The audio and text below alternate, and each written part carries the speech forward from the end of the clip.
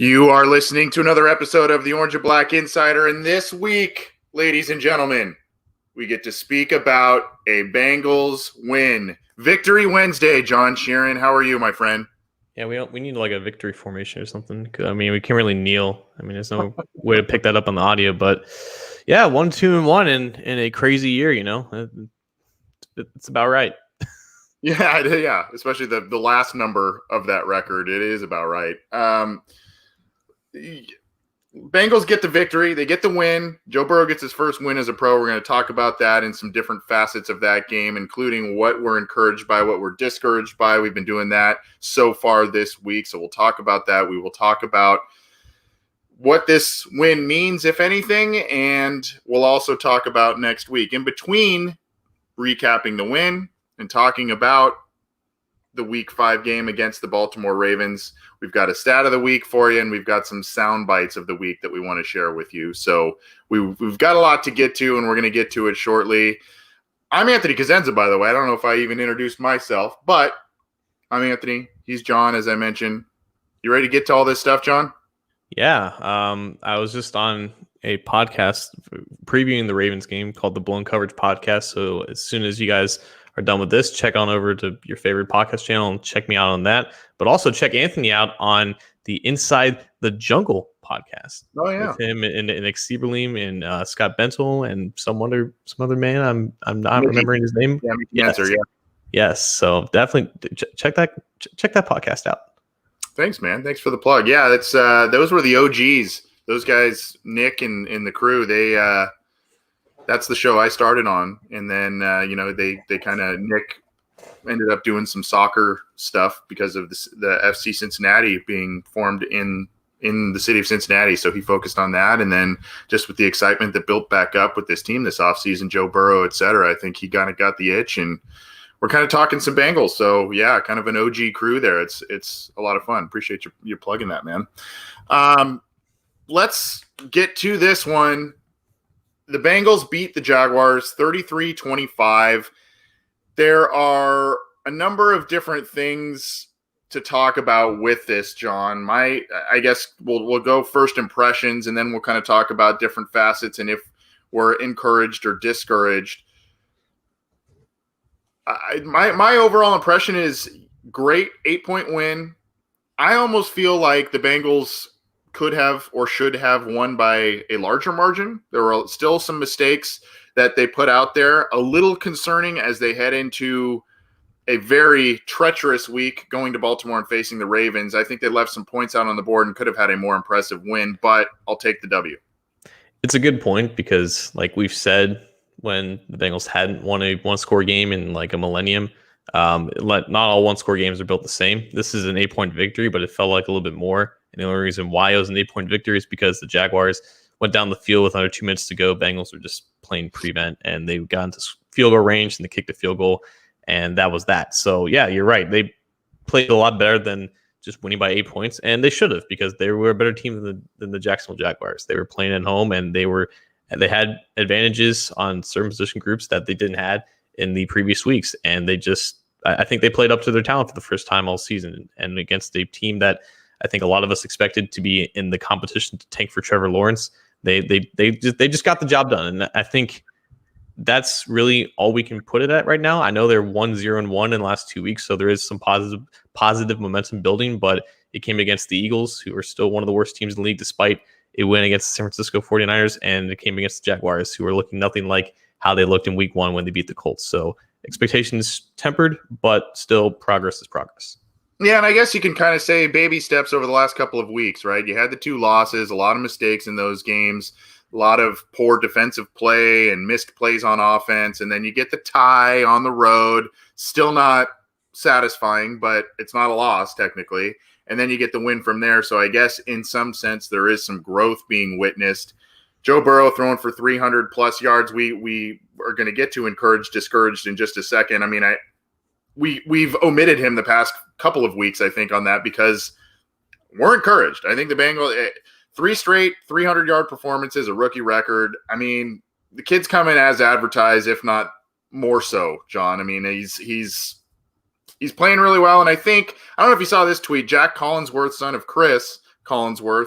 He put out a tweet that said something to the effect of, look, I mean, essentially what you're seeing from Joe Burrow is his 4 preseason games, and he's got 3 300-yard games. And now, I mean, that's one way to look at it, maybe a funny way to look at it, but it's one way to look at it, I guess. But playing pretty well his first month of the season.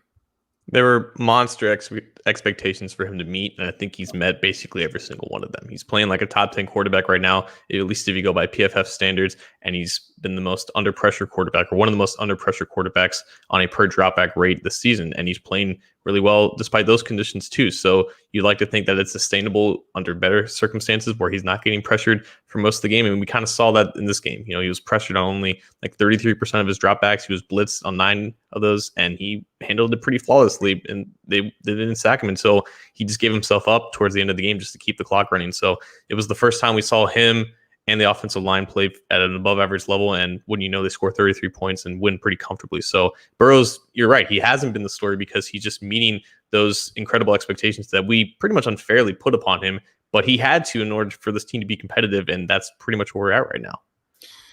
You, sir, and the user, the tippity top, in our live YouTube chat, we'll get to the first part of this statement. Joe Burrow mic'd up was epic. We're going to get to that a little later in the show. But talking about Alex Redmond, and you, John, just talked about the improvement on the offensive line this week. A lot of talk about Alex Redmond, and I got to tell you, for those who follow me on Twitter, had quite the exchange with a relative of Alex Redmond, and we'll kind of leave it there. And that same relative seems to lash out at quite a few people who cover the Bengals, but we're just going to kind of leave it at that. However, a good game from Alex Redmond, but John, if I remember correctly, his PFF score was still relatively low. If I read that correctly. So is it my question here, aside from being encouraged or discouraged from the offensive line play as a whole, was it a good game by Alex Redmond, or simply a good game by Alex Redmond standards? And how is it just that he works well with Bobby Hart? I mean, what's going on with this whole thing? I'm trying to struggle to what to make with all of it. I think there is some weight to that third point where he does have experience working with Hart. He started 15 games with him in 2018. He played a couple games last year with him at right tackle. So there might be some weight to that, but he definitely just played pretty well to his standards. He had one holding call, I think, late in the game, but he probably could have been called for a little bit more. That's just kind of his technique. He just grabs on and hopes for the best. There's a reason why sometimes when you only allow 2 pressures, which is what PFF charted for Redmond, but your pass blocking score is 47.4. It's because your technique's just not really there. And the Bengals got the ball out of Burrow's hands pretty quickly, and Redmond just did what he had to do. Like, the Jaguars' defensive line they're not world beaters. They're by far the least talented group that they faced this season, and Redmond had a great matchup. And it's easy to look at Redmond and think that he's the X factor. He's the difference maker because he was the one change on the offensive line. And when they play like an actual competent unit. But the strength of schedule has to be inputted here. And when you focus more on the tape, you think that there's some things he's just not going to get away with against more talented pass rushers. So this was a good baseline litmus to see where he is right now against defenders that he should square up and beat for most of the time. And that's kind of what he did. It wasn't pretty, and it wasn't pretty for guys like Michael Jordan, Bobby Hart either sometimes, but they got the job done. And I think at this point, that's really all we can ask for, because they're going to take any as much of these games as they can get, because that's really the difference of how this offense can operate. The final point that I made about Bobby Hart and Alex Redmond working well together, I look back to the end of 2018 when they were running the ball really well, the end of 2019 when they were running the ball really well, and you kind of just say, well, maybe those two, given all of their deficiencies, Hart and Redmond, maybe somehow they just work pretty well with each other, and they're able to raise their usual play up a little bit. That's kind of a little bit of a conclusion that I came to, John. But like you said, the other thing is, if you look at the teams they played at the end of 2018, the end of 2019, when they were kind of getting some wins and running the ball a lot better, and then again this week, like you said, the strength of schedule has to be called into question. Before we get kind of your overall encouraged, discouraged on the offensive line, what do you think happens when Xavier Su'a-Filo, who apparently is a couple of weeks away, somewhat close by reports, to returning to the lineup with that ankle injury. I mean, say Alex Redmond plays same level again this week. Do they go back to Su'a-Filo, you think, or do you think they stick with Redmond? If he plays at the same level, he's not going to have as promising results against the Ravens. Their defense tackles are just too. The difference in the disparity of talent level between the Jaguars and the Ravens is too great for him to survive at the same level of play that he did in this game. So if he comes out as the same player against the Ravens, they might have more reason to pull him for Su'a-Filo as soon as he comes out. There's a question of they signed Su'a-Filo to 3 years.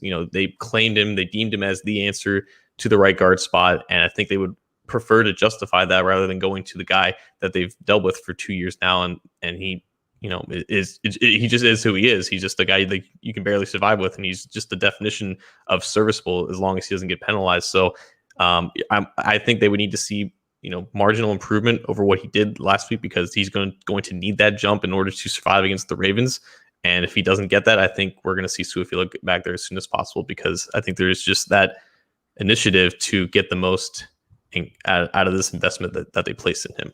I agree, and I think that they believe that Su'a-Filo is a good system fit over Alex Redmond. And I think what they're trying to do is, for the time being, while Su'a-Filo is out, I think they're trying to figure out who the best guard is, what to play while he's out. And, when he's back, I think he's going to be inserted to the lineup. How short that leash is, I don't know.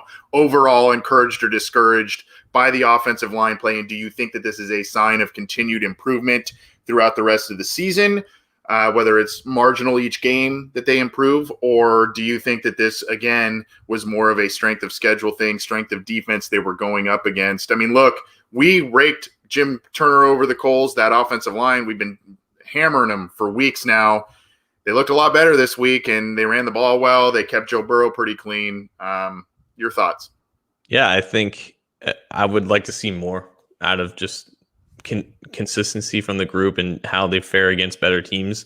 Once we get a bigger sample size in regards to that, we can kind of paint a bigger picture of whether this was a facade or a sign of things to come. It was promising, the fact that they at least had one good game under their belt. I don't think we should start the celebration parade just yet, especially because we don't know if these are the same 5 starters on the line with Su'a-Filo coming back. But yeah, I would like to see more. But it is, to their credit, a win in their book, because they brought back Redmond for this reason. They inserted him in the starting lineup. It wasn't quite a secret, even though they didn't announce it until Sunday. And it paid off because, again, the Jaguars were just a less formidable opponent than who they played in the first 3 weeks. And yeah, again, they just got the job done. And I think at this point, that's all they can take. And that's all they can hope for. Our good friend, the Bengals, says, I did hear today that Redmond wasn't doing interviews and stuff this week because he's in the film room and working hard. I mean, fine, good. That's great. I hope that ends up. No, I mean, I'm not trying to be sarcastic in saying that. I actually didn't hear that, but I appreciate him, our buddy, the Bengal, relaying that to us. But it's just, the actions speak louder than words, and Alex Redmond has a very up and down resume, and it is a large sample size that we've seen from him. So, kudos to him on having, a good game for him. And the Bengals getting the win. I hope it continues, but let's see. Let's move on from the offensive line in terms of being encouraged, discouraged. Let's lump these two together for the sake of time here, John. Wide receivers and tight ends. There were a lot of plays made by different guys in the group. Tyler Boyd continues to be this team's best wide receiver. T. Higgins had a lot of nice plays. Drew Sample in between the 20s had a couple of nice catches, but John, 2 dropped passes by Drew Sample in the end zone, and I know you've got a unique take on those throws there too, based on what I saw on your Twitter account. But two drop passes in the end zone there. Luckily, the Bengals ended up scoring a touchdown on one of those to rebound. T. Higgins still a couple of drops, and the AJ Green factor, John, just continues to not. I think he had 1 catch, 3 yards.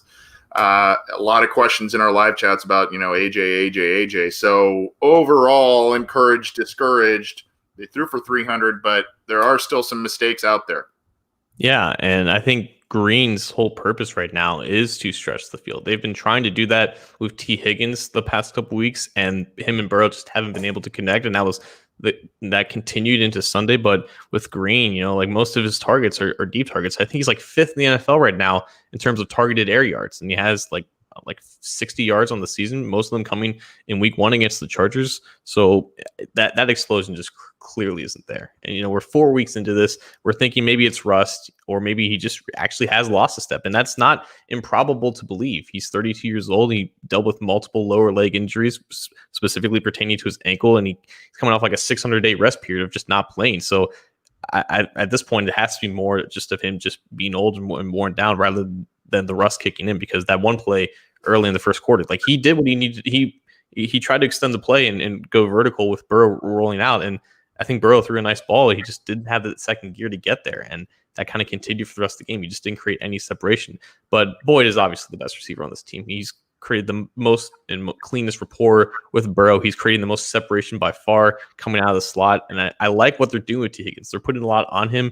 I think he lined up like half his snaps in the slot and had like had his best reception from the slot on that beautiful dime from Burrow. But he is the guy that they're relying on to stretch the field, if not for AJ. And a lot of these deep targets, Higgins is stacking the corner, but Burrow's just not putting it in the right place. He's not leading him enough. He's expecting him to win these 50-50 jump balls, but the cornerbacks in the NFL are a lot better than what he faced when he was at LSU. So there's definitely more things to be encouraged about. But Anthony, I don't know how much longer that you can put AJ Green out there and have him run these vertical routes if he's not getting into separation.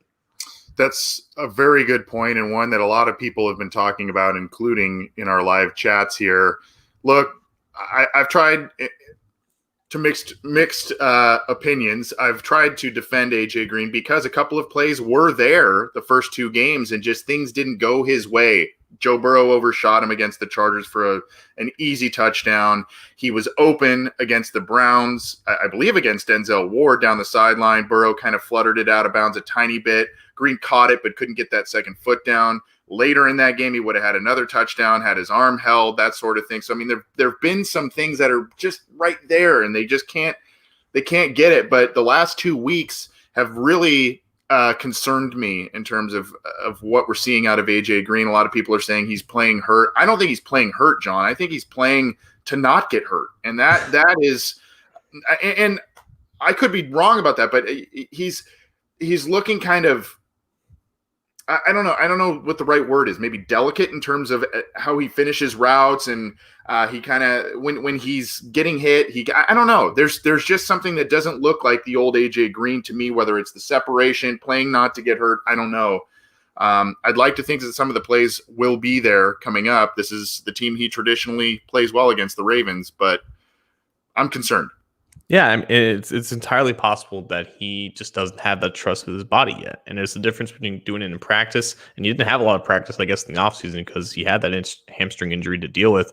And then you're going into the game where it matters, and it's live reps, and those cornerbacks they're getting more athletic as the years go by, and he's only getting older. So I don't know, at this point, I think this is just who we can expect him to be. But if he does end up turning it around, if he does develop that trust with his body again and has the same explosion that we're used to seeing out of nowhere, it's possible, and I won't be too surprised because that he is that dedicated an athlete. But at this point, it just can't be expected. If he does turn around, it can't be like, I told you guys he was going to do. It's just a matter of time. No, what he's showing us right now, the expectation is he's not going to get back there. If he does, great. But if it does happen, it's not going to be an "I told you so" moment. So the other one little other facet, Ethan Carter had a nice catch, a beautiful throw by Joe Burrow. So he's getting a lot of different people involved. So overall, I agree with you, encouraged by the pass catching group. But overall, I still think there are a lot of mistakes being made or drops or, opportunities that are not being taken advantage of by this Bengals team. And I think that that is showing by sometimes a lack of points or not being able to capitalize on turnovers. So we've talked offensive line, we've talked pass catchers. Let's specifically talk about maybe the Bengals defensive front, the line and or linebackers in this game. They held the Jaguars to under 100 yards rushing, which I believe is the first time they have done that this year. And that's without Geno Atkins. That's without Logan Wilson in the lineup. Jordan Evans had a couple of really nice plays on limited defensive snaps filling in for Wilson. No Mike Daniels. what do you make of the defensive front's performance? Because where I have a hang up, John, is they got the 3 sacks this week, but as I rewatched that game, 2 of those 3 sacks were totally because of great coverage. It took them forever to get to Gardner Minshew on 2 of those sacks. So what do you make of the defensive front's performance this week? Yeah, and one of them was, I think, Jordan Evans is blitzing on like a free Right. gap. So like sacks can be misleading. And that's where we look more at pass rushing grades, pass rushing win rate, and just pressure rate in general. And if it wasn't for DJ Reader just playing like the guy that they signed, it would be another just underwhelming week for the defensive line. You have Carl Lawson, who's like the only guy off the edge who's winning at a moderately consistent rate. And even still, like he had a largely underwhelming game for the most part. He did have that sack on Minshew, but he's still getting, shut out for most of these games.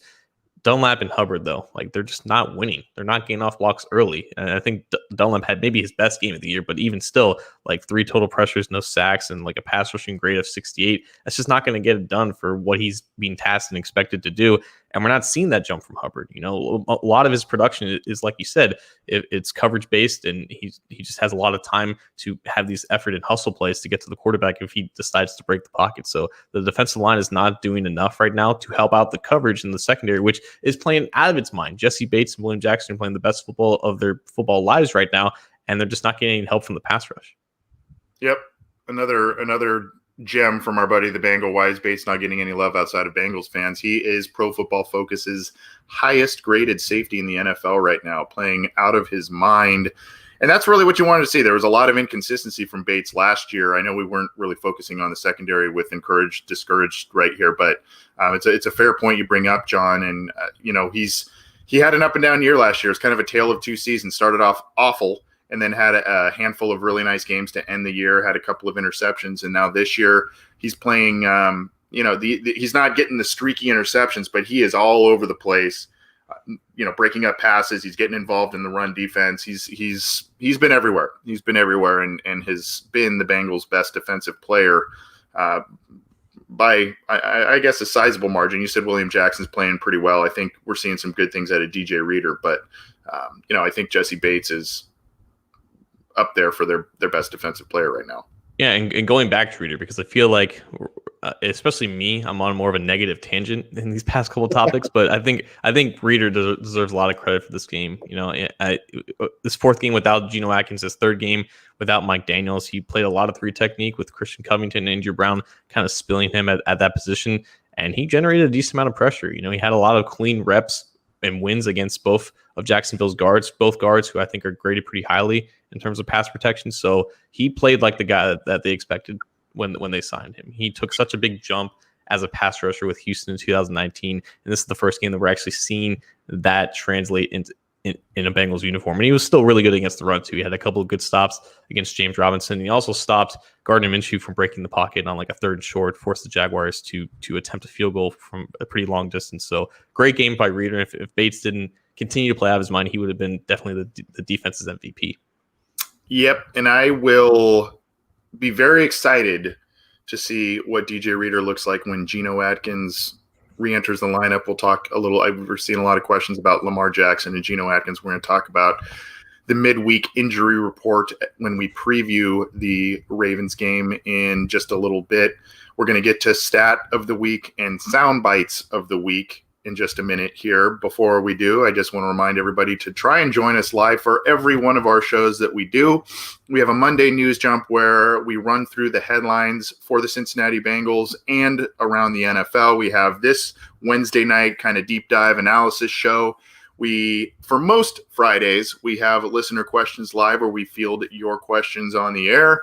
And then, of course, we've got a pregame show by Narragansett Beer. We've got a postgame show to talk about what happened with the Cincinnati Bengals in their game. So we're bringing you a lot of different stuff. And in between, there's all kinds of stuff from Matt Minnick doing his Chalk Talk film breakdowns.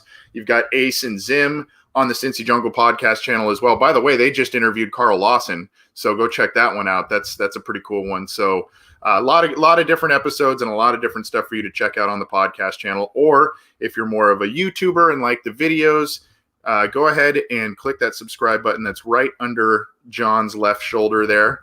Bing. and subscribe to our YouTube channel. And like I said, get our podcasts on any number of audio platforms wherever you prefer.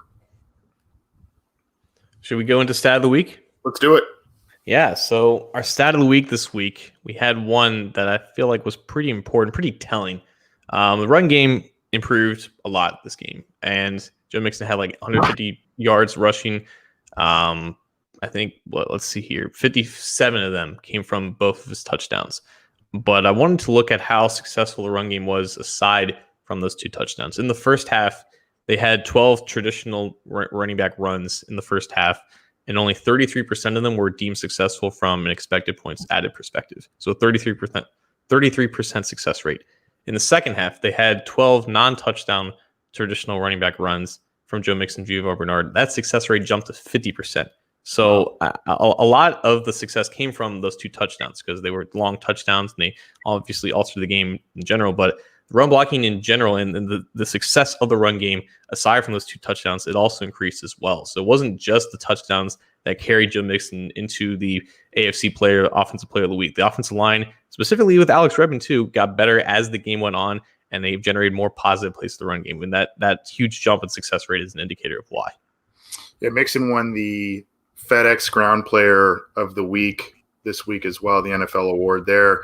I guess we just plugged FedEx without even knowing that. But hey, FedEx, if you want to sponsor the show, give us a shout. But John, I guess quick question, and I don't want to put you on the spot too badly here, but is that jump from first half to second half? I mean, in the struggles that you saw in the first 3 weeks with the run game, I mean, is it play calling or is it opponent? Is it both to show that uptick in success for Joe Burrow? I'm sorry, Joe Mixon. There's definitely play calling involved. Over the past few weeks, we've seen the percentage of runs on second and long decrease dramatically, and rightfully so. That was hamstringing the offense by infinity and just putting it more on Burrow to convert these third and long. So I think Matt Minnick, Coach Minnick, said that they only had like 2 second and long runs in this game. One of them was like the first run of the game, and they stopped after that. It was their season low in terms of percentage of runs on second and long. But so that decreased, and it obviously helped the offense in general, and it made the run game a lot easier because they were putting in more positions to succeed, especially in terms of this metric. So the blocking was good, the opponent was pretty weak. The scheme was good. The play calling was good. Everything ended up being good. And for once, Joe Mixon was able to start breaking tackles and avoiding tackles beyond the line of scrimmage for once. So instead of turning these -2, -3 yard runs into like 1 or 2 yards, he was turning 5-yard runs to 23 and 34-yard touchdowns. So kudos to the offensive line for finally giving him some space to run. And kudos to Zach Taylor and the offense and the coaching staff to adjusting to what this run game is and putting them in better positions to succeed. Look, what we talked about with the Alex Redmond thing, a lot of their most successful runs and big runs of the day, Joe Mixon's touchdown, Giovanni Bernard had a good run up the right. It was off the right sideline, and they bounced it outside off the right. So take that for what you will. You mentioned the long run by Mixon. He also, his other longer touchdown run was kind of up the middle.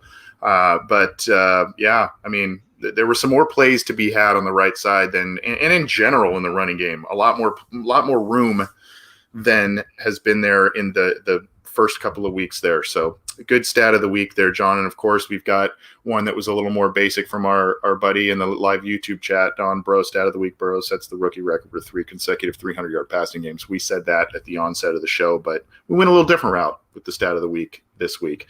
I'm going to share a couple of different sound bites of the week. A lot of you probably have seen these at this point or heard these at this point, but we're going to share them anyway.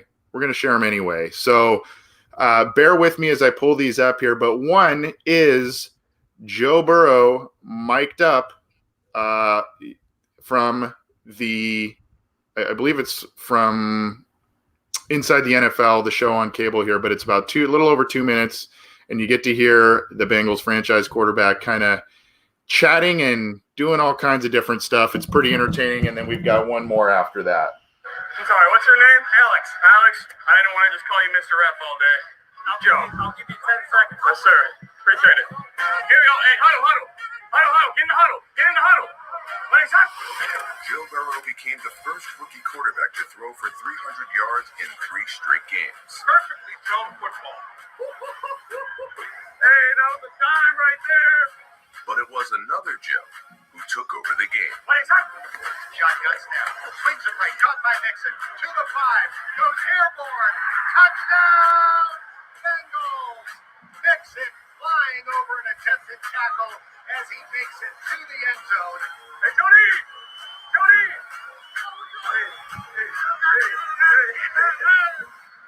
Great job. Hey, they can't stop us. Only thing that can stop us is ourselves. Lays up. Hands it off to Nixon. Big time hold to the trim, Joe. 15, 10, 5 to the pylon. Let's go! Let's go! Nixon scored touchdowns on 3 straight Bengals possessions. Nixon goes 34 yards for the Bengals' biggest rushing play of the season. Great job, Elias. Good to get around. Let's go put him away. Let's go put him away. Let's go put him away. Turbo touch. No hand to Nixon. Nixon bursting through the middle to the 10, the 5. Touchdown. Joe Nixon and the Bengals, his third of the day. Yeah. Boom.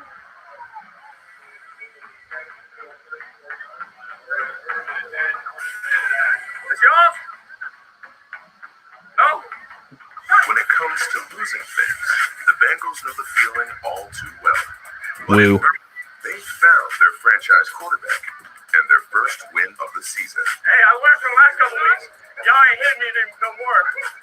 You're doing good, but remember, if you're going down, just go down. Yeah, I'm still learning how to do that. I see that. What you get blown up one time, you broke it. Hey, you saw the one last week from there. Yeah. I'm learning. So that's from our good friend Zim, and in his honor, I am wearing the shirt he gave, the Burrow baby shirt. So, But you got one of those? Where the hell is mine?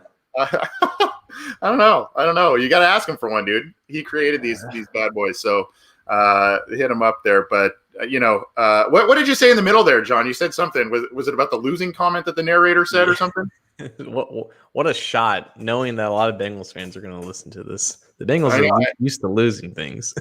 It's funny. I didn't catch that actually until we just replayed it right now. I watched it earlier and I was like, oh, this is all good. And then I just heard that comment. Then I heard you make a comment. I'm like, he's probably talking about that losing thing. Just the only thing I really want to say with that one, John, it just looks like he's already got the respect of his teammates, and he looks like he's, got great rapport with a lot of them. And obviously winning cures a lot of different negative emotions, but looks like those guys are respecting him just 4 games in as a pro. Yeah, because they know that there's a lot of issues with this team, but he's not one of them.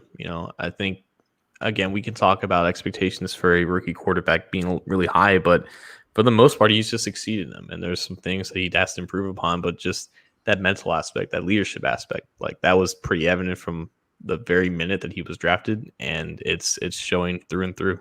Now 4 weeks into the season. So thanks to Zim for putting together that little clip on Twitter there. We've got one more. This one, John, surprised me. This was from Chad Ochocinco's or Chad Johnson's Twitter account from the weekend. And he went and visited someone over the weekend that I thought was, I don't know. I don't know what to make of this. I guess it was pretty cool, but check it out. It's a beautiful morning in Idaho. I'm showing you my journey along the way. And it's cold. It's really cold. And I finally reached my destination. And the reason I have traveled all this way from Miami to come out here and freeze is for this wonderful person that is responsible for all of my success. And I can say that because I'm the one successful because of him. Huh? That guy right there. Hola. Carson. Amigas. Me llamo Carson Palmer. Mi besto friendo. Ochocinco. Listen, we're back together again. Put the band back together. Put the band back together. We're coming back to play. We're coming out of retirement. 2028. I love it. 2029. I love it. What do you make of that one, John? There were some rumors at the end of Carson Palmer's tenure with the Cincinnati Bengals that was one of the relationships that was completely fractured and caused him to want to get out. That was one of the rumors. They're hanging out. Obviously, it's now 10 years later since all of that happened. They had a lot of success together. First of all, Carson looks like a completely different guy in that in that video, but really interesting that those guys are hanging out. I don't know. I found it to be I heard about it and I was like, what? No, for our YouTube viewers, they're like, that's a man who hasn't got a haircut in 3 months, but enjoys not having his haircut. That's a man that I made a conscious decision to avoid the barbershop at all costs because he likes the way he looks. Yeah, I took me a minute or a second to register that was Carson Palmer, but I mean, he's just living his life, and so is Chad. And I think that they're both in this cabin in Idaho. I saw on Chad's that's Twitter where Carson lives now, I think. I guess he does. He's like Jeff Fisher. He just lives in the butt naked nowhere and up in the Northwest. So it's good to see those two hanging out. I think they had a video conference and chat with Joe Burrow and T. Higgins after the game on Sunday and basically congratulated them on their first win. So the 9 to 85 tradition going strong. I remember, John. I'm old enough to remember this, that when Carson first started games for the Bengals, I believe it was this incident I'm talking about. I know he started games in 04. He sat as a rookie, but it was either in 04 or 05. But after one of the games they played Sunday, he and Chad made a road trip to Indianapolis for a Monday night game so that both of them sat somewhere in that stadium, in Lucas Oil Stadium, to watch Peyton Manning and Marvin Harrison play together. And they were sitting there taking notes and just soaking it in. And how do we get there? How do we get there? And for some reason, my mind, when I saw this, it just kind of went back to that story. How do we get there? And they were so close. I mean, they were great, obviously, but they were so close to really great things. It just, I don't know. That video clip kind of brings up the feels, Yeah, and I think both, specifically more so Carson, they're just rounded and dynamic human beings. It's not always just one emotion that dominates. It's not just Carson and how he left, but while he was there, what he did accomplish, especially with Chad. They were, if not for Peyton and Marvin, they might have been the most lethal wide receiver quarterback combo in the entire 2000s. They were just that good together. So there's obviously fond memories of both of them succeeding in Cincinnati, and so much time has passed where it's just it's more prevalent to look upon those memories and just how it ended and what's happened since. Yeah, so interesting happenings going on this weekend. Ocho has a family and has children, but he's not married anymore. So maybe he's got a little freedom to travel on his own a little bit there. And he went out to go see Carson. And like you said, John, pretty interesting that they went and spoke with Joe Burrow and T. Higgins after the Bengals win there. But very entertaining and kind of nostalgic in a lot of ways, and maybe brings up some negative feelings for those who still have some angst against Carson Palmer, maybe even a little bit for what happened with Chad Johnson and his not so prestigious exit from the Bengals. But hey, those are two of the better players in franchise history. And I don't know. I just wanted to share that with everybody. I think a lot of people have probably seen that or heard that, but I think we wanted to share that with them. Yeah, absolutely. So, let's go ahead and move on to week 5. At least the Bengals know they're going to play a week 5 game at Baltimore against the Ravens. This is the first time that they've played the Ravens since Lamar Jackson put Nick Vigil on a highlight reel for the last 12 months and put the spin move on him. The Ravens are 3-1. They're still at the top of the AFC North right now because the Steelers haven't played that 4th game. They're coming off a win against the Washington football team. And off of that, they were coming off an embarrassing loss to the Kansas City Chiefs. So the Ravens still look like the kings of the AFC North, but they just have that demon that they can't get off with Kansas City. But it opened up a question, can this offense be limited right now? Is there a way to minimize the impact that Lamar Jackson can have, not only as a passer, but as a runner too? So Anthony, I guess the question is the bigger key to this game trying to completely sell out and stop Lamar and hope that you can contain him to under 20 points or something? Or is it just to try to win in a shootout? Are you accepting the fact that Lamar is just that special of a talent and the Bengals are just not there yet from a personnel standpoint to keep him under a manageable point spread? And it's just up to the two Joes, Joe Mixon and Joe Burrow, having outstanding games to carry this offense to a victory. At first blush, it's easy to say shootout. You've got Joe Burrow now. You're coming off a win where your offensive line played better. Joe Mixon had pretty much his best game as a professional running back to this point. So you're saying, they can put out – you've got T. Higgins emerging now. Tyler Boyd's being Tyler Boyd. Maybe A.J. Green has one of those trademark breakout games against the Ravens this week, and you're sitting here saying, hey, 30-plus is easy for the Bengals to attain this week, and maybe that is the case. But to me, John, I think it is absolutely critical that you limit the damage from Lamar Jackson in this running game. And we'll talk. I want to get to the injury report in just a second because there's a lot of questions about Lamar and Geno Atkins in our live chats and just from Bengals fans everywhere. But look, what happens is if say Baltimore gets the ball first, they go down and they get a touchdown right away. All of a sudden, that alters your game plan from the get-go, right? And then you're forced to be playing catch up. And I just don't think. As great as Joe Burrow is, he still only has 4 games as a pro. I still don't fully trust this offensive line, even though they played a lot better last week. Joe Mixon tends to go just totally off on teams that he should go off on. And, sometimes he has some nice runs against the Steelers and Ravens and whatnot, but those haven't traditionally been, I'd have to look, but I can't remember those being his best career games. To me, I think the Bengals need to find a way to limit the damage, keep the points manageable if they want to try and get out of here with a win. There's a couple things here because if you look at Football Outsiders, the Ravens have the 11th best offense and the 9th best defense. If you look at PFF grades, the Ravens defense is very suspect in areas that are very similar to the Bengals.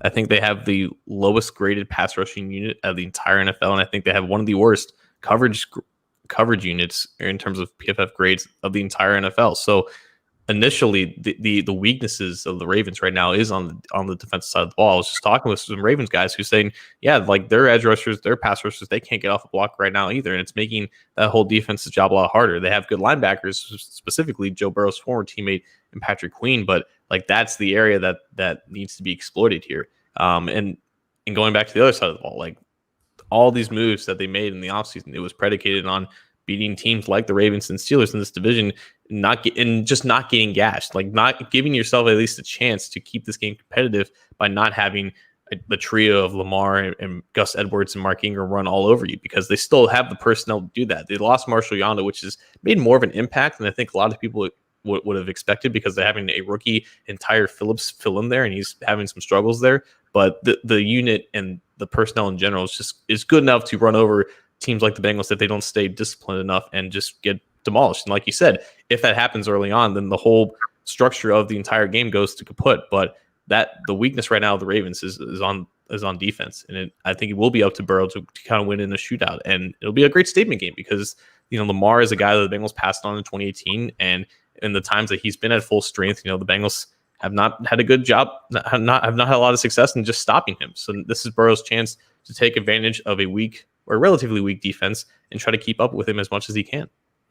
2 Heisman winners going up against each other. John, I'm going to let you do the honors. I'm going to put up the injury report as of Wednesday afternoon. You wrote this on CincyJungle.com, so I thought I'd give you the opportunity maybe to get us updated on that. Like I said, we've had a lot of questions on Geno Atkins, Lamar Jackson appearing on the injury report with a knee injury, and maybe that is one of the things. I mean, my assumption is he's going to play, but maybe if it is something that hinders him a little bit or is bugging him a little bit into this game, maybe that plays into the Bengals being able to limit the offense a bit of Baltimore. But do you want to update us here on what's going on? Yeah, so, I mean, Lamar is on the practice report. He didn't practice on Wednesday, but all indications say that it's minor. It's not a big deal. He's going to play Sunday. So Ravens fans, they believe that through and through, but I think Bengals fans should also accept that as a fact. He's going to play. The rest of them, though, I mean, Marquise Brown was limited. They had Nick Boyle was out. Calais Campbell had a rest game. Marcus Peters was out. Tyre Phillips was out. He's the guy that's replacing Yanda. Jimmy Smith was out, and guys like Chris Moore and Ronnie Stanley, they were limited too. So as banged up as the Bengals are right now, the Ravens are also up there. So and for the Bengals, they only had Carlos Dunlap, who didn't practice for a rest day. They had Geno Atkins back out there on a limited basis, and I think Zach Taylor said before practice he was going to see Atkins, Logan Wilson, who's dealing with a concussion, and Mackenzie Alexander, who's dealing with a hamstring injury.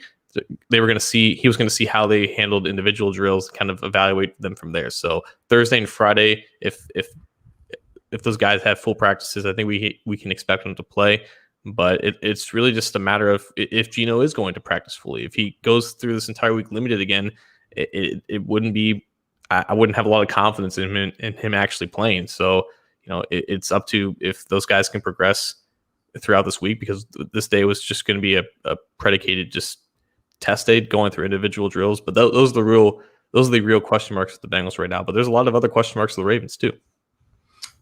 When you look at this injury report, obviously, Atkins and Wilson being out is something that kind of makes you raise your eyeballs and kind of not sort of being funny, but it's not funny. When you look at Broderick Washington, you see somehow illness that someone's missing. It just means something different this year than most other years when someone sits out with an illness. It's a good illness, Yeah, I guess. Yeah, that's true. That's a good way to look at it. Yeah.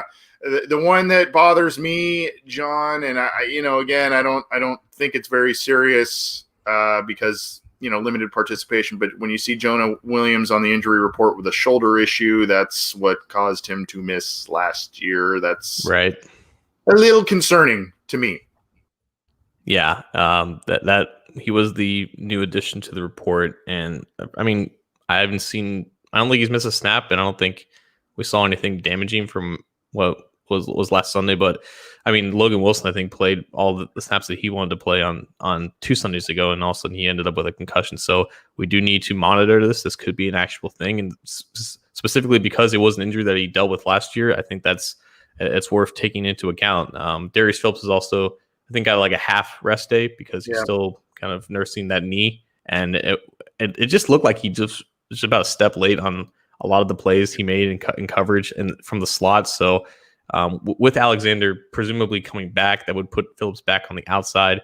Still maybe not 100%, so that is something to watch for. Well, I guess where we go next, John, is what the Bengals' chances are this week. I think a lot of people are giving them a snowball's chance in hell to come out of here with a win. Vegas has them as 14-point underdogs going into Baltimore. And for some of the reasons I understand that, Baltimore is 3-1. The Bengals are 1-2-1, still trying to find out who they are as a football team. They're trying to get healthy. And in one of the games last year, Baltimore absolutely housed the Bengals 49-13, but that was with Ryan Finley playing, So, look, what do you think the chances are for this team? And does it simply hinge on some of those guys, Geno Atkins, Logan Wilson, being healthy for them to actually have a shot at winning? We've talked about some linebackers. The Bengals invested heavily. This is kind of the game that the Bengals made some specific offseason moves that they made, right? DJ Reader, all the linebackers, they want to stop the run. They want to be able to limit the damage by this Ravens offense. So what do you think the chances are realistically of this team upsetting the Ravens, making this a close game, covering that point spread? Yeah, I don't have the exact numbers on me, but I would have to imagine the number of teams who actually win games that are favored but to lose by 2 touchdowns is not very high. So I think we can all accept that this is going to be a loss. And, it's only Wednesday and they're coming off a win. It kind of sucks to hear, but the Ravens are still the Ravens. And until we see the Bengals actually perform well against a good team, not only a good team, but a good team that's going to be the leaders in this division for the immediate future, like, we just have to assume they're just not there yet. I think they can cover the spread. I mean, Joe Burrow's 4-0 against the spread so far in his career. So I think they can make it somewhat competitive, or at least look competitive on the scoreboard. The Ravens beat the Washington football team by like 14 last week after getting embarrassed by the Chiefs. So it's about right to be in that 10 to 13 point range by the end of it. But I think it's important to see where the offensive line is right now against a better defensive line in the Ravens. It's important to see where their defense is in terms of matching up against a team that can run over almost anybody. I think the Chiefs defense right now is an anomaly in how you stop this Ravens offense. And I think it's just a unit that's underappreciated and underrated in the grand scheme of things. There's a blueprint for how to do that because Lamar has had bad games in the past, but until the Bengals are the ones that show it, I think we have to assume that this is going to be it's just going to be a loss. I've said this for a long time, and I've said it again, reiterated it again this week a couple of times. These are the games. If you've got Joe Burrow, you've got Zach Taylor, the coach that you're supposedly believing in, you've made these offseason moves. These are the types of games, if you're the Cincinnati Bengals and you want to win championships, you have to learn how to win. You're going to need to, at a minimum, split these types of games against a Lamar Jackson at times, whether you make it to the postseason and face them again, whether you host them in the postseason or it's on prime time in the regular season. These are the types of games you're going to need to learn how to win. I don't think it's going to happen this week. I don't think it needs to happen this week, but at some point in the near future, if you're talking championships, you're talking about championship windows being open, you need to learn how to win these types of games. So I assume you agree with me on that, but I'd love to hear your thoughts. And I'd also like to ask you, John, what does this do to your opinion of the Bengals, and how does that alter the lens you're looking through for this team if they do come out of this week with a win? It sounds simple. Oh, if they come out of the win, like I don't think there's a lot that you can project the Ravens doing that. I don't know how you could like see that other than just the Bengals just playing better than the Ravens. And if that's the case, then they've taken a monumental step forward in just 1 week. So if they come out with a win, like this team is a lot better than I thought that they were, and some of the players that haven't played well would presumably have to play a lot better against a team that's just better than them. So if they come out with a win, that's a whole other story. But I think it's a matter of if they lose bad or if they lose kind of competitively and they show that necessary growth. I think that growth is the most important thing that they can do going forward. This is going to be a tough month for them. After this, they play like the Colts, the Steelers, the Titans. If the Titans can ever get their crap together, so it's a tough stretch for them, and it starts with a very tough game on the road. I guess they can look back last year when they went to Baltimore and they managed to stay in that game throughout the game. Like I think they only lost by like a touchdown, and Lamar didn't exactly have the greatest game of his career. So there is some form of a blueprint for them to stay competitive in this game, and I think that they're a better team than they were last year. They're especially better at the most important position. That's going to give them a chance to get to that point, but if they get blown out badly, I think we can just chalk up the Jacksonville game as a mirage, and this team is right back to where they started. Well, the Bengals have had a relatively decent track record against the Ravens, starting with the Marvin Lewis era. They found ways to beat them, regardless of who was under center for either team. They found ways to beat them, and like you said, the game last year was relatively close when Andy Dalton was starting, and it was an absolute embarrassment when Ryan Finley started. So who knows what's ahead here? Why don't we call our shot with some predictions, or if you got anything off the wall you want to predict or anything like that, let's call our shot, and then we'll drop the mic and get on out of here. All right. I think the Bengals. I'm sorry, what? I know you love score predictions. Oh, yeah. I think the Bengals are going to complete a pass not beyond 20 yards, beyond 30 yards in the air this game. I think with both Peters and Smith kind of nursing injuries right now, there's an exploitable area. I think they've been trying to get Higgins there, and I think they'll try it again in this game. I think we're going to see one deep ball successful, and it could be even beyond, like well beyond 20 yards. I think there's going to be one deep ball that they hit against the secondary. I don't obviously think they're going to win. I think it's going to be like a 30-20 loss in favor of the Ravens, but I think we're going to see that one sliver of progress in the passing game. Yeah, I've got this one at 33-24. If I was a betting man, I'd take those points and run with it. Based on what we've seen so far from Joe Burrow this year, he's keeping them in games. This team could or should have 2 or 3 wins to this point, and point differential has been especially in those losses and ties, has been pretty close. So, I think the Bengals will cover. I'm pretty confident in that one. I have a score. I think I've got about 33-24 is my score. And I will say, I think AJ Green gets it going and has a pretty big game this week to piggyback off of your point. I think that deep ball goes to AJ Green. I think we're going to kind of see a glimpse of the old guy. This is a team, like I said, maybe I'm just being nostalgic, but this is a team he traditionally plays very well against. And I don't know. I think he has a big game. I think Joe Burrow will throw for maybe 300 yards again, but he'll throw for a substantial amount of yards. Hopefully the Bengals find some semblance of balance with the running game again. But overall, I think this is too tough of a game and too early in the season.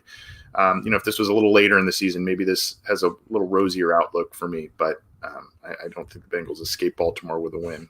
Unfortunately, I know, and that's okay. They just might not be there yet. Yep. Well, let's drop the mic and get out of here. Any final thoughts, John, before we bounce on out?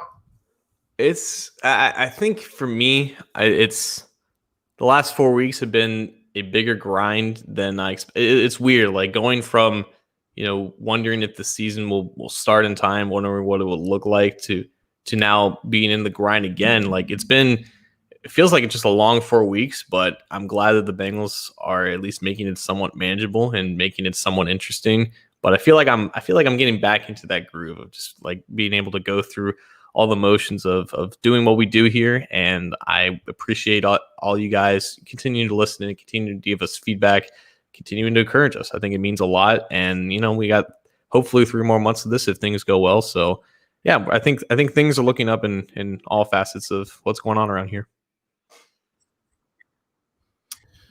I'm going to leave with this. A lot of times I try and, well, not a lot of times, but sometimes I try and preach a little positivity amongst people who tune in live and, try not to say nasty things to each other and that sort of thing.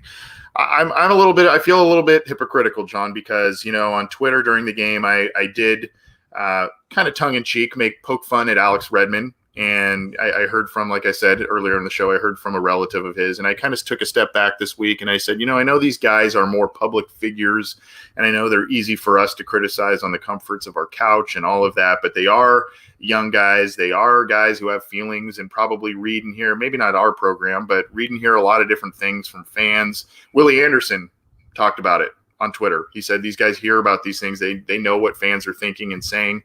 And maybe they bring it upon themselves, but I just as a dad, if I was paying attention to my son playing a sport or professional sport or what have you, and I see a lot of people piling on, I kind of would be Papa Bear on that front, and I kind of understand that a little bit, and I just kind of that's just something that's been on me this week. I kind of feel like, maybe I've been a little hypocritical, and I know our job is to cover this team. Our job is to cover it from a fan perspective, right, John? I mean, we're fans, and that's why we got into covering this team. And, it's cool how we've grown our platform and what Cincy Jungle has given us to be able to do that. But, I kind of just took a step back and kind of said, well, maybe I'm being a little too personal in terms of some of my criticisms. And I don't know. That's just something I thought about this week. Yeah, at the end of the day, it's all trivial, especially with everything that's going on in the world. I think the guy in question is Steve Baldwin. I think he's Alex Redmond's stepdad. And I think a lot of people in Bengals Twitter have had an interaction with him. And fortunately, he hasn't been the most diplomatic of sources from the inside. But, at the end of the day, it's football. And sometimes we get carried away with stuff. So Alex Redmond's back with the Bengals, and he's trying to make the most of it. And, if he does good, then the team does good. And that's really all there is to say about it. Yeah, hey, I want him to do well. It's not like I want him to not succeed. I want him to do well. But, unfortunately, what we do, sometimes we have to call out people for subpar performances. But, hey, we also called him out because he played a lot better this week and helped the Bengals to a win. So just something I've been thinking about before we bounce on out of here. Thanks for listening, everybody. Again, you can get this show on iTunes, Stitcher, Spotify, Google Play, Megaphone. By the way, I think Google Play now has turned to Google Podcasts. So in case you see a different name, it's the same thing. We're still there. iHeartRadio, all of your favorite audio platforms. Our show, Orange is the New Black from Ace and Zim is on there. Chalk Talk from Matt Minnick is on there. So go and subscribe to that channel. Subscribe to our YouTube channel if you like what we're doing. We appreciate the support. Keep it to cincyjungle.com for news, opinions, analysis, all that good stuff. And check us out this weekend when we do the pregame show by Narragansett Beer, and as we break down the result of the game, the postgame show. Thanks, everybody, for tuning in. For John Sheeran, I'm Anthony Cosenza. This has been the Orange and Black Insider Bengals podcast. We'll see you next episode.